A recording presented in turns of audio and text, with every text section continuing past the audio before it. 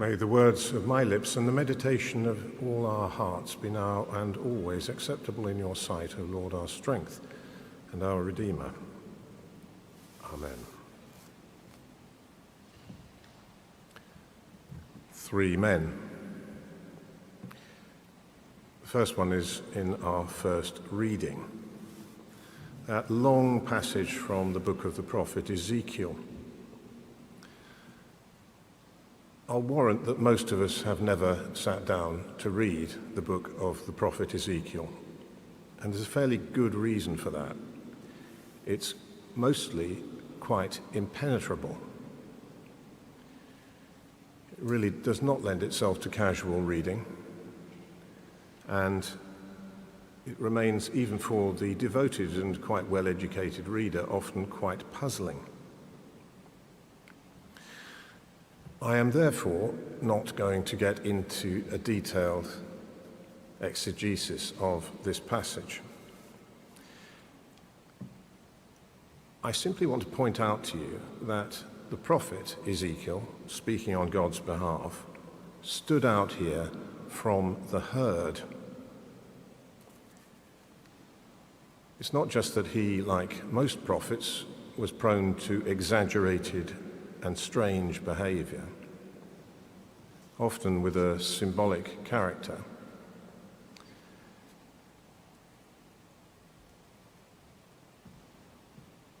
But he also was isolated even amongst his fellow prophets. And what we heard this evening was an example of this.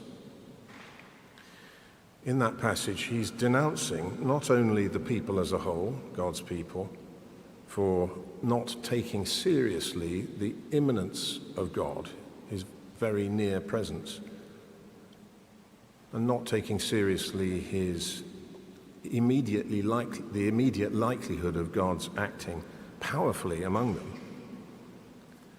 But he's also denouncing his fellow prophets, denouncing them for saying smooth, soothing things, peace where there is no peace, he says. Ezekiel, a man apart.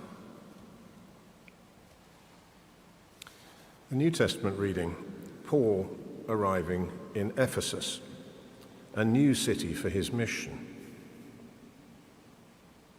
He goes straight away about correcting some believers who've got a few details wrong. He spends 3 months in the synagogue arguing with his fellow Jews.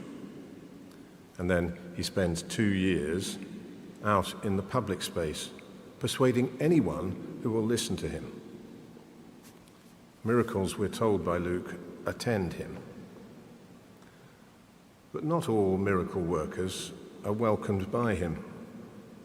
We heard that rather entertaining account of some false disciples being beaten up by the demons they're trying to exorcise.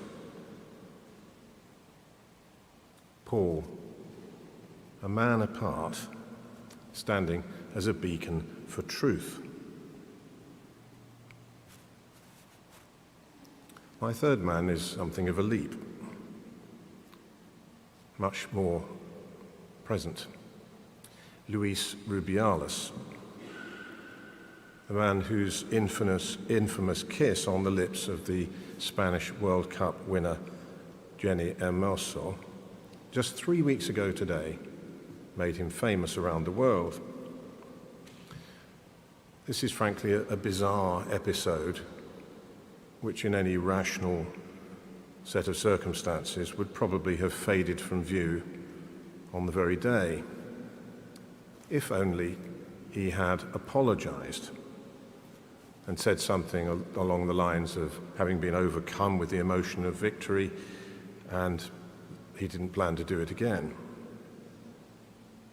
Well, you know the story if you are remotely interested in it, and I won't bore the rest of you.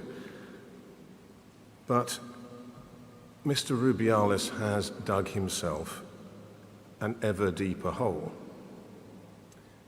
Instead of climbing out, which I think he could quite easily have done at the start, And he's done this presumably out of a combination of pride, arrogance, sexism, and entitlement.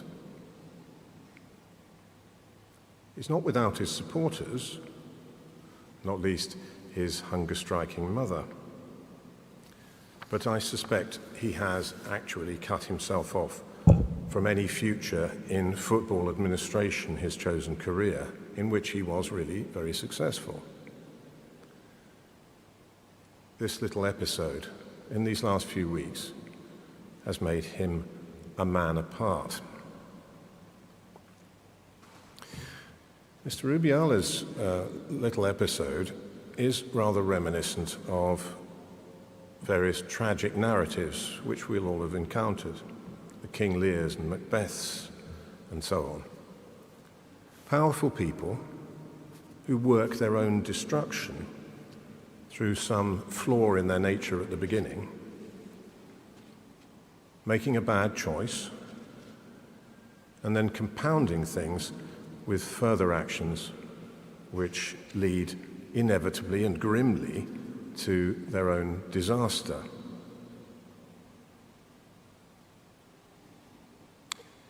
Men apart. Sometimes one does have to be a person apart. These diverse figures, in fact, Ezekiel and Paul are pretty diverse. They put themselves on the outside of their societies, but here we are, millennia later, looking back on them as heroes. I suspect even in 10 years or so, there will be few looking back on Luis Rubiales as a hero. But the thing which gives tragedy its power is its capacity to draw in the sympathy of the hearer, the watcher. We can imagine ourselves in those shoes, perhaps capable of the original mistake, perhaps perfectly capable of colluding with, compounding the disaster through an ensuing chain of foolish actions. Ezekiel and Paul, standing apart to call people to the truth which they felt they uniquely understood, however uncomfortable it may make them feel and the people to whom they were talking. But what about Mr. Rubiales? Where does he find truth in his actions? And you, or I, we are none of us in that position at present that he finds himself in, but each of us could be. Where do you find truth and integrity in your own behavior? Amen.